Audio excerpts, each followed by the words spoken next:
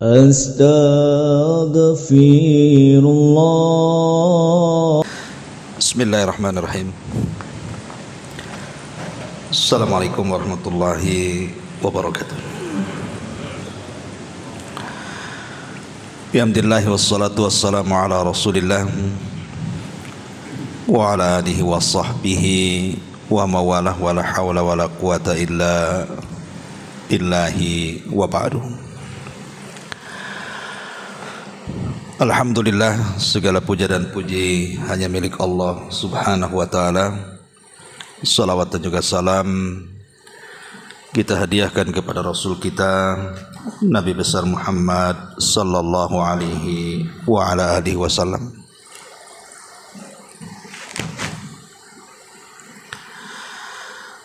Alhamdulillah, di malam hari ini kembali kita bisa duduk bermajelis ilmu dan biasa pembahasan fikih Asmaul Husna. Tadi salah jadwal, jadi pembahasan mungkin ditarik kepada pembahasan di Taman Raya. Kita mengkaji tafsir karena persiapannya tafsir ya, jadi Anda pun tak bawa buku juga. Taib. Malam ini kita akan membahas tafsir Al-Mutaffifun, karena surah Al-Insyiqaq kita sudah selesai membahasnya dan udah usah, percuma juga. udah habis baterai. Ya nggak apa-apa lah, saya teriak-teriak aja.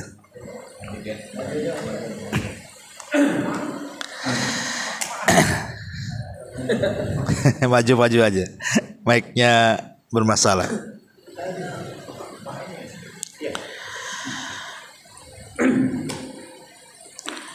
Allah subhanahu wa ta'ala berfirman di dalam surah Al-Mutaffifin ini, A'udzubillahi minasyaitonir rajim, bismillahirrahmanirrahim, wailun lil mutaffifin. Celakalah bagi orang-orang yang curang dalam menakar dan juga menimbang. Alladzina idza qtalu 'alan nasi yastawfun.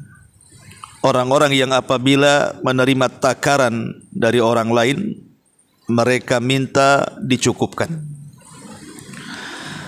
Wa idza kaluhum aw wazanuhum yuhsirun.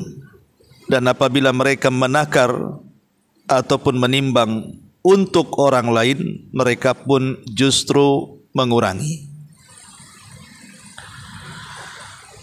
Surah Al-Mutaffifin ini, ikhwan, ada yang mengatakan dia ada surat yang terakhir turun sebelum hijrah Nabi. Tapi ada juga yang mengatakan dia surat yang turun di awal-awal hijrah Nabi ke kota Madinah. Tapi ada juga yang mengatakan bahwa separuh surat itu turun di Mekah dan separuhnya turun di kota Madinah. Tentu ulama tafsir memiliki alasan tersendiri kenapa ada yang berpendapat Makkiyah, ada yang berpendapat Madaniyah, dan ada yang berpendapat dua-duanya. Abdullah bin Abbas radhiyallahu anhuma berpendapat bahwa surah Al-Mutaffifin ini adalah Madaniyah. Karena sebelum hijrah Nabi SAW di kota Madinah, orang-orang Yahudi itu mereka terbiasa curang dalam berjual beli. Jadi ekonomi Madinah itu kan dipegang orang-orang Yahudi. Di sana ada namanya pasar Bani Kunaiko. Itu pasar besarnya orang-orang Yahudi. Dan dikenal dengan kecurangan dalam dagang. Jadi ketika Nabi SAW kemudian hijrah ke kota Madinah, dia melihat buruknya perdagangan orang-orang Yahudi di Madinah. Dari sini turunlah ayat wailulil mutaffifin alladzina idza qtalu 'alan nasi yastawfun wa idza kaluhum aw wazanuhum yukhsirun. Itu di antara sebab kenapa turunnya surah Al-Mutaffifin ini. Adapun surah Al-Mutaffifin sendiri, kalau kita melihat dari jumlah ayat, dia memiliki 36 ayat. Kemudian 109 kalimat dan 430 huruf. Dan tartib Al-Quran, dia masuk pada surat ke-83. Itu dari segi tartib ayat dan kalimat. Taib, masyarul muslimin yang dimuliakan Allah Subhanahu wa taala, kenapa kemudian Allah Subhanahu wa taala memulai dengan kalimat wailun? Apa itu wailun? Sebagian ulama tafsir mengatakan wailun itu adalah doa kecelakaan, kebinasaan. Tapi juga ada yang mengatakan dia adalah sebuah lembah yang terdapat di dalam neraka jahanam, yang sangat dalam, sangat gelap dan sangat busuk sehingga jahanam sendiri merasa ketakutan dengan lembahnya. Dari sini kata Al-Hafidh Ibnu Hajar Al-Asqalani, pengarang kitab Fathul Bari, mengatakan bahwa melakukan tatfif, curang dalam berdagang dengan cara mengurang-urang takaran atau timbangan, termasuk minal kabair, dosa dari dosa-dosa besar. Dan itu juga dicantumkan Imam Zahabi dalam kitabnya Al-Kabair. Salah satunya beliau membuat bab tentang masalah at-tatfif, mengurang-urang takaran ataupun mengurang-urang timbangan atau curang dalam dagang. Kenapa demikian? Karena definisi dosa besar sendiri adalah setiap dosa yang ada ancamannya. Kalau dosa kecil kan tidak ada ancamannya, tapi dosa. Tetapi kalau dosa besar itu identik dengan ancaman. Baik ancaman itu di dunia ataupun di akhirat. Pokoknya setiap dosa mengandung ancaman. Di dunia pamannya potong tangan, rajam, didera, diasingkan. Berarti dosa yang ada ancaman di dunia itu disebut dosa besar. Atau di akhirat seperti di sini, diancam dengan wail, lembah di neraka, atau diancam dengan neraka, atau diancam dengan azab. Maka apapun dosa, kalau sudah ada ancamannya, ketahuilah itu adalah minal kabair, dari dosa-dosa besar yang tidak bisa diampuni hanya dengan sekedar wudu, dengan sekedar solat, dengan sekedar zikir, tidak, tetapi harus dengan taubatan nasuha. Dan kalau itu berkaitan dengan hak orang lain, maka harus dikembalikan haknya. Ma'asyiral muslimin yang dimuliakan Allah Subhanahu wa taala, kenapa kemudian tatfif ini sedemikian kerasnya sampai dijadikan satu nama dalam Quran itu, Al-Mutaffifin?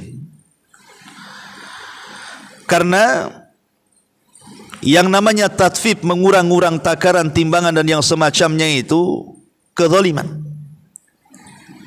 Dia adalah kezaliman. Kemudian memakan harta orang lain dengan cara yang batil. Kemudian melukai orang lain, karena kan dia merugikan masalahnya. Kalau orang yang membeli itu tahu bahwa dia dicurangi, sakit hati. Ya. Kemudian juga menimbulkan perpecahan antar kaum muslimin, kedengkian, tidak suka kan begitu. Kadang-kadang kita ngomel juga kan gitu. Beli sekilo rupanya ditimbang tak sampai, apa nggak ngomel-ngomel kita? Lah dari ini pula kemudian, kenapa kemudian ancamannya berat lebih daripada itu? Sering saya kasih contoh antum. Kalau masalah tatfifnya ini mungkin barang-barang berharga seperti emas, perak, dikurangi sekian gram gitu kan, tentu terasa ruginya. Karena emas itu kecil tetapi harganya besar kan gitu. Terasa lah kan gitu ya. Tapi mungkin kalau tatfifnya, mengurang-urang takaran dan timbangan itu pada sesuatu yang sifatnya mungkin harganya murah. Seperti umpamanya jual buah-buahan, duku, salak, jeruk atau yang semacamnya. Mungkin kalau kita beli 2 kilo dikurangi setengah on, mungkin tidak sadar kan gitu ya, tidak tampak gitu ya. Dan kalaupun seandainya yang sedikit itu kita makan pun tidak mengenyangkan sebenarnya. Kita beli 1 on umpamanya duku, nggak kenyang juga. Tapi kenapa kemudian ancamannya demikian kerasnya dalam Quran sampai dikatakan wailun, neraka wel bagi mereka, lembah jahanam bagi mereka. Dari sini kata para ulama, karena kita tahu bahwa antara pedagang dan pembeli itu terkadang tidak saling kenal. Kalau yang curang dari pihak pedagang, berarti dia menzalimi pihak pembeli. Kalau dia curang dari pihak pembeli, dia menzalimi pihak pedagang. Contoh umpamanya, pembeli ini kita tidak tahu siapa dia. Bagaimana kalau yang membeli itu anak yatim? Berarti kita memakan hak anak yatim. Bagaimana kalau pembeli itu fakir miskin? Berarti kita memakan hak fakir miskin. Atau mungkin nampak orang kaya yang membeli, bisa saja orang kaya itu disedekahkan kepada panti asuhan. Untuk anak yatim juga kan begitu kan. Ataupun sebaliknya, kita yang membeli ini kadang-kadang kita minta ditambah. Kita tidak tahu penjual ini orang kaya kah, orang miskin kah, kita tidak tahu. Lah karena ada kemungkinan memakan harta-harta anak yatim, harta anak miskin dan begitu seterusnya, wajar kalau Allah Subhanahu wa taala dengan keras mengatakan wailun lil mutaffifin di sini.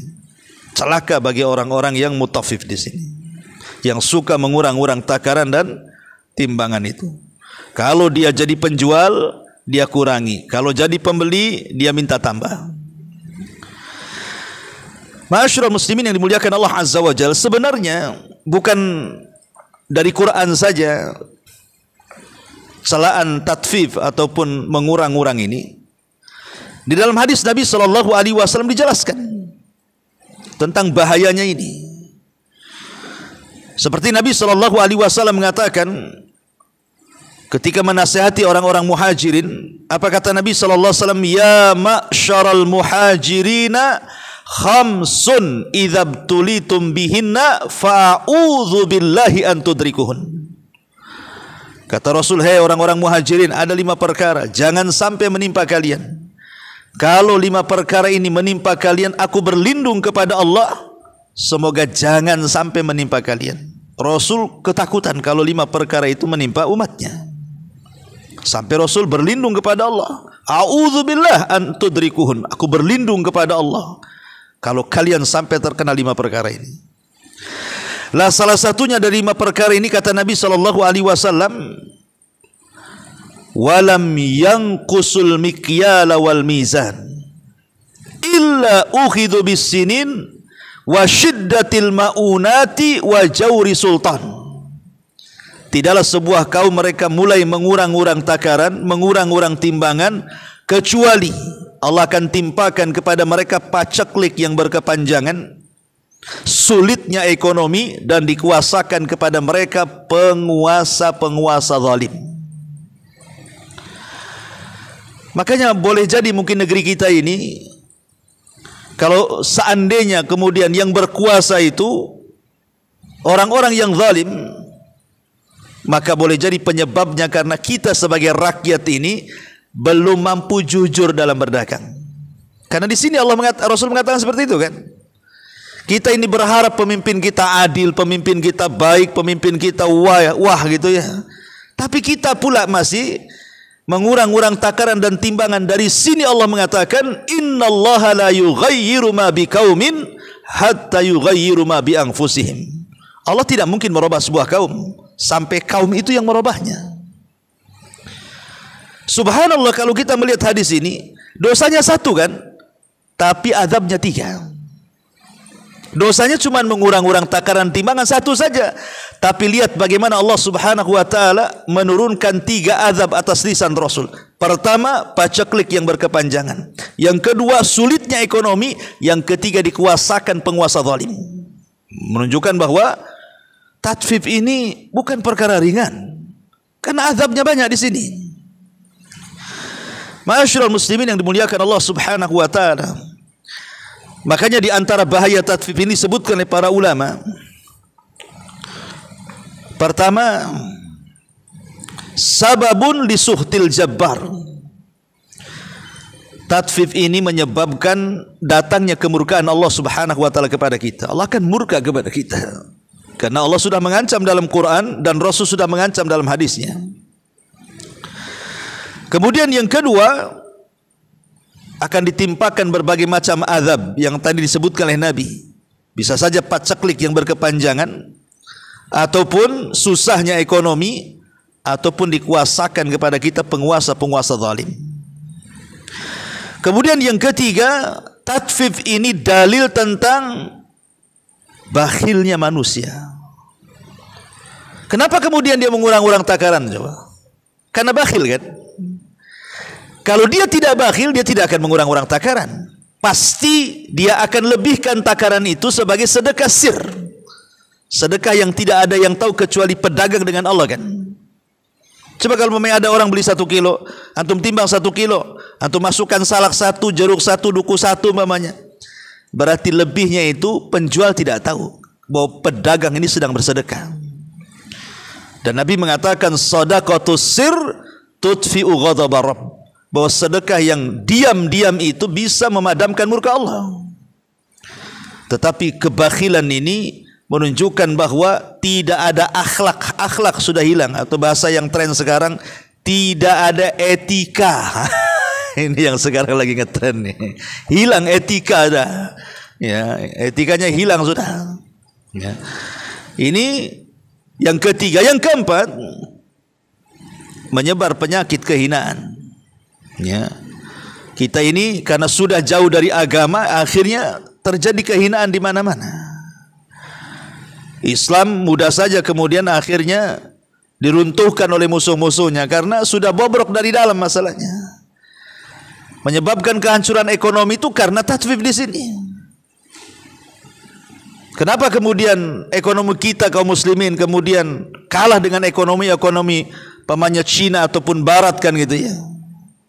Boleh jadi manajemen mereka baik. Sebenarnya konsep itu sudah ada dalam Islam, tapi terkadang konsep ini tidak dilakukan oleh Islam. Seperti contoh mamanya di sebuah negara bersih, kalau antum ke Singapura, kemudian habis ke Singapura ke Batam kan beda tuh jauh. Sana bersih kali kan, masuk Batam kan itu.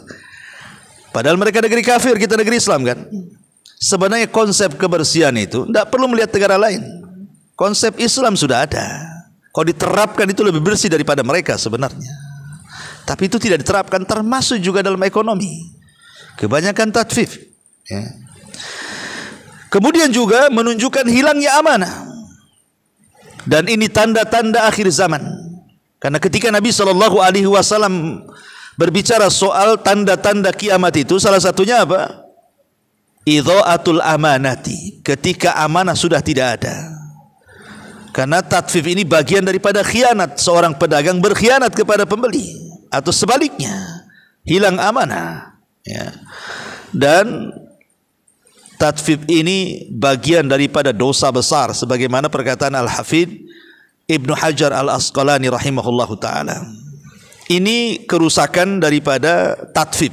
Suka mengurang-urang takaran, mengurang-urang timbangan, mengurang-urang meteran, atau curang dalam berdagang.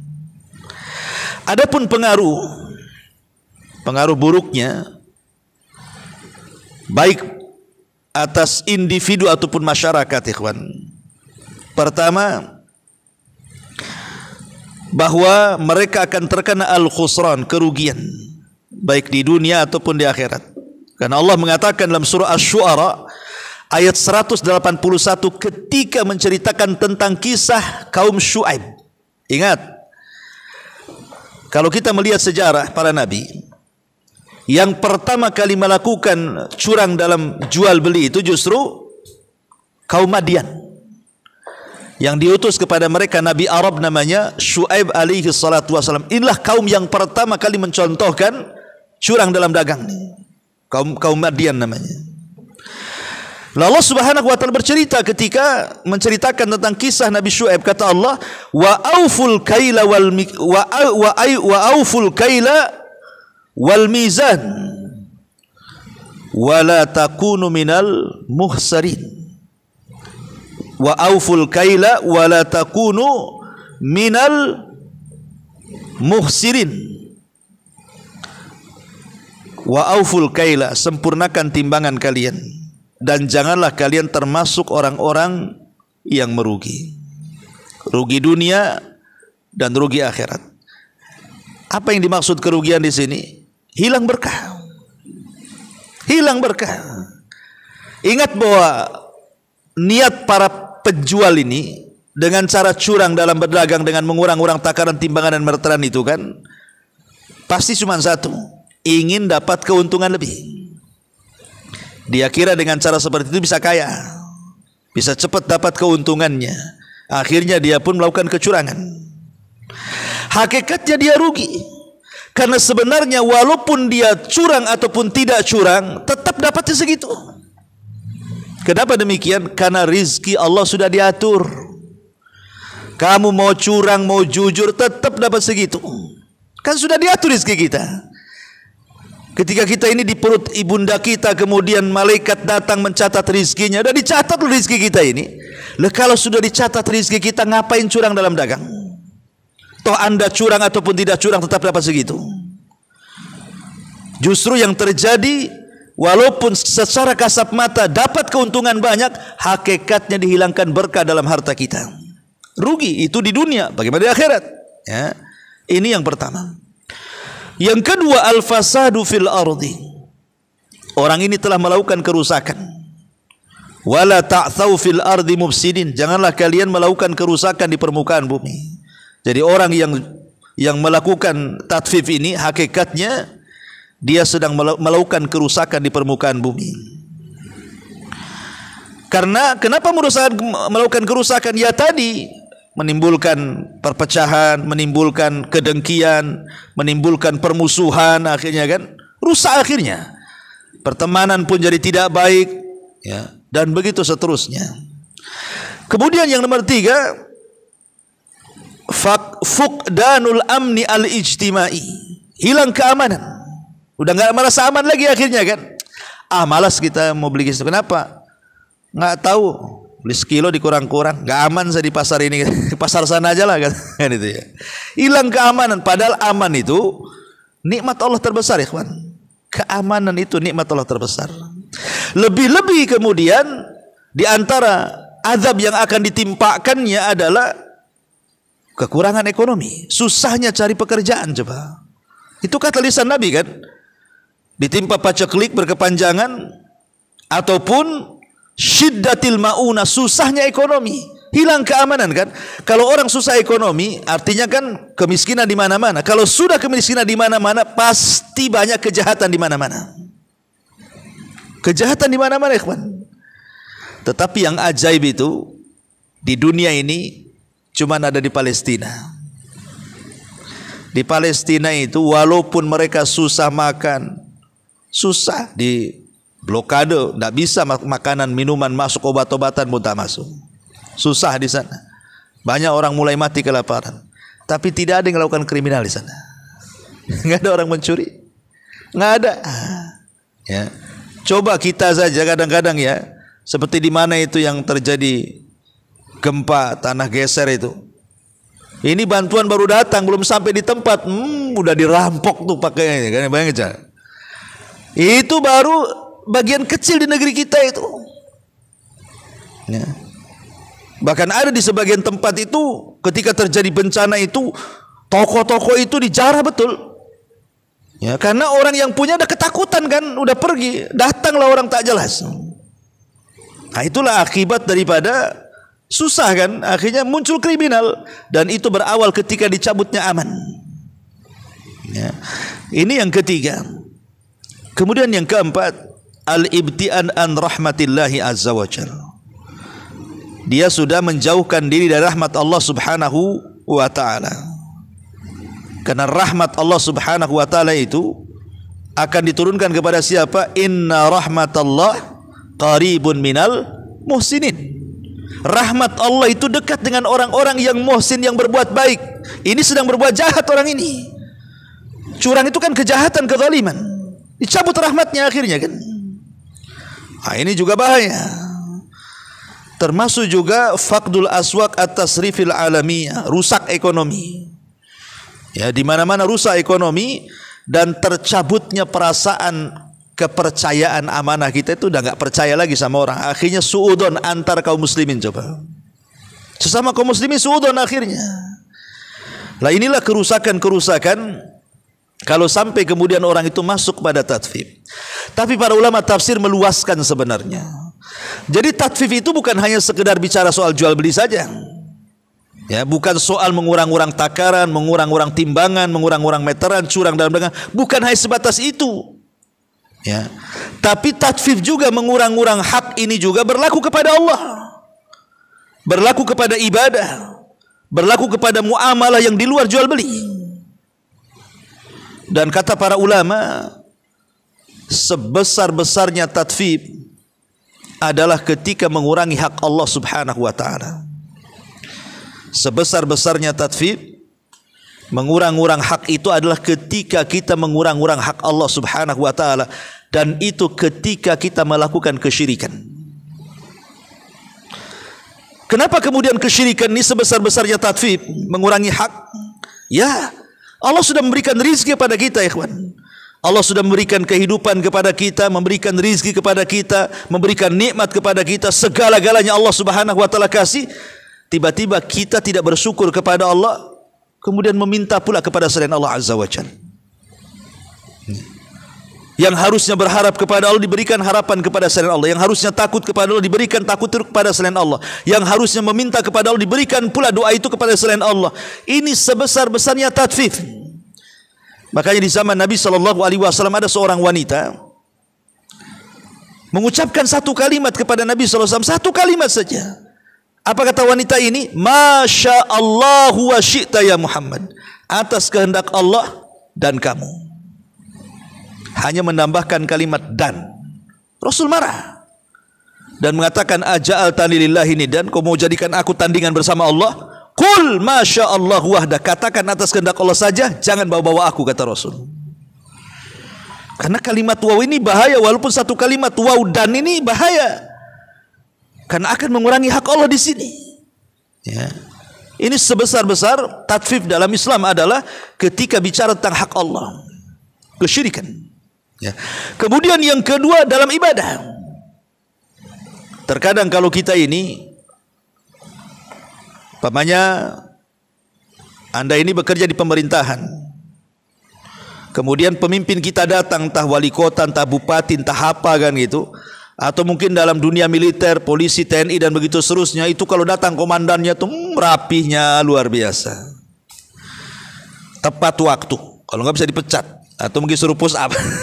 Itu kan, itu kalau yang datang itu komandannya atau pemimpinnya atau wali kotanya atau gubernurnya atau menterinya, apalagi presidennya, sebagai bawahannya kita, apa enggak dreg-dreg tuh, langsung sap rapi, pakaian rapi, semua serba rapi, on time lagi. Tapi ketika kita sholat, sholat coba kan, kita sedang menghadap Allah, bukan menghadap wali kota, gubernur, presiden. Ya, terkadang kita ini mengurang-urang hak Allah kan. Ya, mulai dari pakaian kita, kadang-kadang tangan ini garuk sana garuk sini. Kan, coba kalau begitu dilakukan kita di hadapan orang yang kita anggap mulia gitu, nggak selesai. Nah itu sudah nggak. Bagi dalam tentara, nggak boleh bergerak tuh kan. Tapi kenapa kepada Allah seperti itu? Kadang-kadang pakaian pun itu pula pakaian yang kerja itu pula untuk salat. Kadang-kadang pakai kaos oblong saja. Ini tatfif namanya, mengurang-urang hak Allah kan. Masa kepada manusia sesempurna itu penghormatannya, kepada Allah tidak sempurna? Tatfif namanya, mengurang-urang hak Allah Subhanahu wa taala. Atau dalam sedekah. Ya, seseorang kemudian ingin bersedekah. Terkadang kalau kita ini mau makan, apapun yang kita inginkan, kita pasti bayar, walaupun mahal. Bawa keluarga ini malam minggu, ayo deh kita makan di mana? Di sana tuh ada kuliner bagus tuh. Bola anaknya, istrinya semua ke situ. Tengok bilnya berapa? 1,5 juta. Bayar nggak ada kepikiran kan? Nggak ada, mana mikir itu. Bayar, puas enak, ya cocok katanya. Besoknya datang pula pengemis, susah minta makan. Iyalah, oke lah, masih dermawan dia ngasih. Kadang-kadang ngasih itu tidak sebagaimana ketika kita ini memberi makan keluarga kita. Kita jor-joran kita bisa makan, nraktir kawan kita bisa jor-joran. Ketika ada orang susah minta makan, paling tinggi ambil nasi padang satu bungkus. Tatfif, ikhwan. Ya. Ini termasuk daripada tatfif sebenarnya. Lah dari sini ikhwatu fillah, kadang-kadang kita tidak sadar di antara kita ini masih melakukan tatfif kepada hak Allah Subhanahu wa taala dalam bab ibadah ini. Karena wailul lil mutaffifin ini meluas pembahasannya, bukannya seputar jual beli saja, tidak, sampai kepada bicara hukuk, ya, hak-hak yang berkaitan dengan Allah ataupun dengan hamba-hambanya selain daripada jual beli. Termasuk juga hak-hak pekerja. Ya, seperti umpamanya kita bekerja kepada seseorang atau mungkin di PT atau di mana. Terkadang-kadang kita ini tidak berpikir, lambat datang, malas bekerja, tapi ketika gajian pengen pula sempurna sebagaimana perjanjian di awal. Ini kan tatfif namanya. Anda sudah memotong jam, Anda sudah memotong waktu, Anda tidur pula di situ, ketika gajian tak mau pula dikurangi. Itulah tatfif namanya. Masuk juga pada masalah-masalah seperti ini. Bahasa kita ini suka ngular kan itu. Pemain antum bangun dulu malah, kemudian datangkan tukang harian.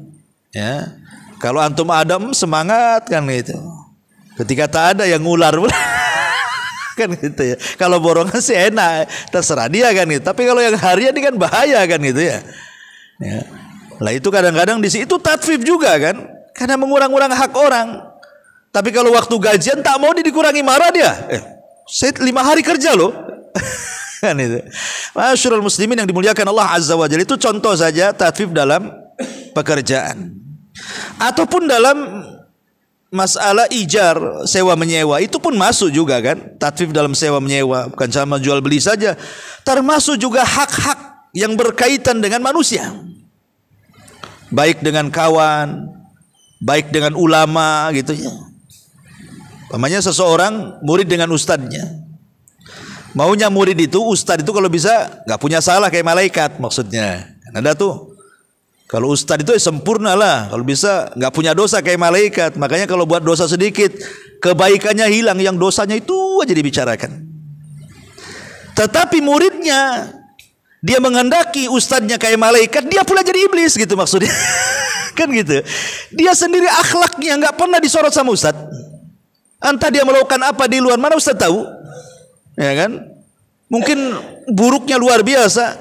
Makanya heran, jangan kemudian minta ustaz jadi malaikat kalau Anda jadi iblis kan gitu ya. Itu tatfif namanya. Masuk juga. Begitu juga sama kawan gitu. Kalau ditraktir enak, dia ngasih besar, kita muji-muji, sekali dia minta ditraktir tak mau pulang. Itu tatfif ya kan, masuk juga kan itu. Ya. Masyarul muslimin yang dimuliakan Allah Subhanahu wa ta'ala, termasuk juga hubungan suami istri. Kadang istri terlalu menuntut kepada suami, ya, sekali ada kesalahan itu pula yang kemudian dilaknatnya. Dia tidak tahu suami itu capek, lelah, letih dan begitu seterusnya. Sekali punya salah satu kesalahan yang dibicarakan, kebaikannya hilang. Itu disebut yakfurnal ashir namanya. Ketika Nabi SAW diperlihatkan neraka, rupanya kebanyakan penghuninya kaum wanita. Sahabat bertanya, apa alasannya? Maka Rasul mengatakan, bukan mereka tidak sholat, mereka puasa, mereka ibadah, tapi kesalahannya satu, yakfurnal ashir, tidak bersyukur akan kebaikan suaminya. Itu tatfif. Ya. Termasuk juga orang tua kepada anak-anak loh. Pamannya kita punya anak 5, karena senang kepada salah satunya kita kasih hadiah, yang lainnya tidak dikasih. Zalim, tatfif itu. Di zaman Rasul ada namanya Nu'man ibn Bashir. Bashir ini bapaknya Nu'man. Karena dia suka dengan Nu'man anaknya, dia kasih hadiah tuh.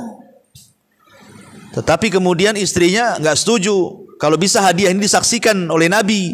Datang dia kepada Nabi dan mengatakan, ya Rasulullah, Bashir akan memberikan hadiah kepada anaknya Nu'man. Kata Rasul, apakah anaknya cuma satu si Nu'man saja? Oh tidak, banyak. Oh nggak mau, saya nggak mau jadi saksi untuk kezaliman katanya. Kalau kau memberikan hadiah, berikan hadiah semuanya. Harus adil juga kan begitu. Ya tidak boleh ayah itu kemudian pilih kasih. Harus adil kepada anak-anaknya. Termasuk dalam bab waris. Berapa banyak kemudian saudara mendolimi saudaranya, paman mendolimi ponakannya, bahkan orang yang gak dapat waris dia pula dapat, yang berhak dapat waris tak dapat pula kan begitu. Tatfif, dosa besar. Ya, jadi ini meluas kemana-mana bab-bab tatfif ini. Ikhwatu fillah muliakan Allah Subhanahu wa taala. Ya, termasuk hak-hak yang kurang dari orang tua, tidak mengajarkan salat anak, tidak mengajarkan baca Quran anak. Ketika kemudian anak ini durhaka, orang tuanya marah-marah. Kok ini anak harus birrul walidain loh. Enggak di anak kok minta birrul walidain pula kan. Aneh kan gitu ya. Anak juga bisa mengatakan, ya saya jangan kau katakan aku durhaka kepada orang tua yang durhaka kepada anak. Karena ini ada di zaman Umar kan. Ada orang tua marah sama anaknya, dilaporkan kepada Umar. Ya Umar, hukum anak saya, dia sudah kurang ajar dan durhaka kepada aku katanya. Umar marah, hampir saja dia menghukum anaknya. Tetapi Umar seorang hakim yang adil, datangkan anakmu. Didatangkan anaknya. Kemudian anaknya kayaknya mau ngomong, kata Umar, kalim ngomong. Ketika anaknya mengatakan, ya Amirul Mukminin, apa kewajiban ayah kepadaku katanya. Apa kewajiban seorang ayah kepadaku? Maka Umar mengatakan, satu, ajarkan Quran. Dua, kata, pilihkan ibu yang baik katanya. Kemudian satu, mengajarkan Quran. Dua, pilihkan ibu yang baik. Kemudian yang ketiga, ajarkan agama. Apa kata anak ini? Tiga-tiganya nggak ada katanya. Aku tidak diajarkan agama, aku tidak diajar Quran, aku juga tidak dipilihkan ibu yang baik. Ayahku membeli seorang budak perempuan agak gila. Kemudian digauli satu malam dia hamil. Lahirlah aku. Karena dia tidak suka dengan aku, dia mencampakkan aku. Kemudian aku diberi nama Ju'lan katanya. Ju'lan ini sejenis binatang. Kan kurang ajar tuh. Setelah sudah besar saya durhaka, tiba-tiba dia mengatakan akan menghukum aku dan melaporkan kepada anda wahai Amirul Mukminin. Umar marah dan mengatakan, pergi, kasus tutup katanya. Nggak ada lagi katanya. Ya, sebelum anakmu durhaka kepadamu katanya, engkau yang lebih durhaka dulu kepada anak. Itu tatfif karena ini kan tatfif ya kan. Tidak boleh juga gitu ya. Jadi ma'asyiral muslimin yang dimuliakan Allah Azza wa Jalla. Jadi kalau kita cerita tentang tatfif ini kemana-mana ya. Termasuk juga kadang-kadang kita ini tidak adil. Umpamanya ada di satu instansi ya, yayasan, masjid atau yang lain, ada rapat imam dengan pengurus umpamanya. Imam ini hafal Quran, dia tahu fikih, dia tahu hadis kan gitu. Rapat ada musinin di situ. Yang didengar musininnya, imamnya tadi dengar. Kan itu. Alasannya apa? Pak Imam bisa diganti, musinin tak susah cari katanya. Ini lingkungan agama, namanya masjid, yayasan, pesantren, coba bayangkan. Ya, kadang-kadang apa? Orang yang nggak ada berkompeten dalam agama, dia pula yang didengar suaranya. Sementara orang-orang yang jelas-jelas punya agama di situ, ditendang dia, tatfif ikhwan. Dan tatfif ini terlalu dosa besar. Ya.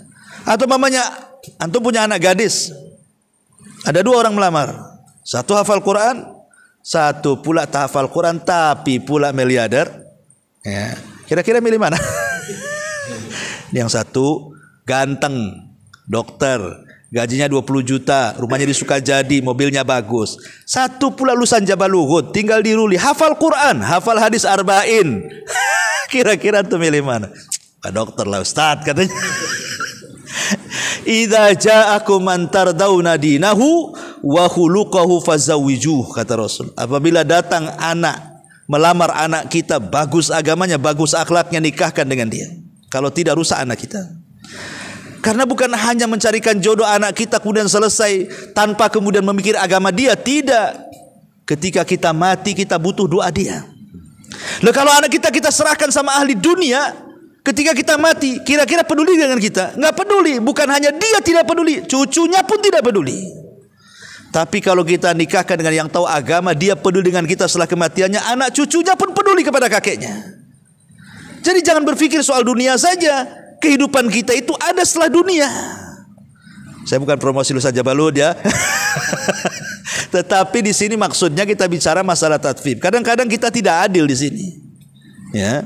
Jadi memang tatfif ini larinya kemana-mana. Makanya kemudian Allah Subhanahu wa taala mengatakan wailun lil mutaffifin, celaka bagi orang-orang yang tatfif ini. Alladzina idza qtalu 'alan nasi yastawfun wa idza kaluhum awazanuhum yukhsirun. Kalau dia menjadi penakar, penjual, dikurang-kurang. Kalau dia pembeli pula dia mau nambah. Kadang-kadang tradisi di masyarakat ini ada kan, yang belum beli sudah nyicipi. Kan ada tuh. Ada duku banyak, langsung dia ke penjual duku, langsung main ambil. Beli sekilo katanya. Padahal itu sekilo dengan satu yang ia makan tuh. Yang satu itu belum dibayar itu. Yang sekilo sudah dibayar, tatfif. Kadang-kadang enggak boleh kita ini main comot-comot kayak gitu. Kecuali kalau memang ada promosi dari penjual. Mungkin udah salaknya udah dibongkar, duriannya sudah dibongkar, cicipi, itu asas kerelaan namanya. Ya. Mungkin kalau penjual ini kemudian betul-betul pembelinya membeli, mungkin tidak dipedulikan satu tuh. Tapi kalau seandainya kemudian sudah tidak beli, mencaci maki lagi, itu yang masalah. Ini apa ini katanya?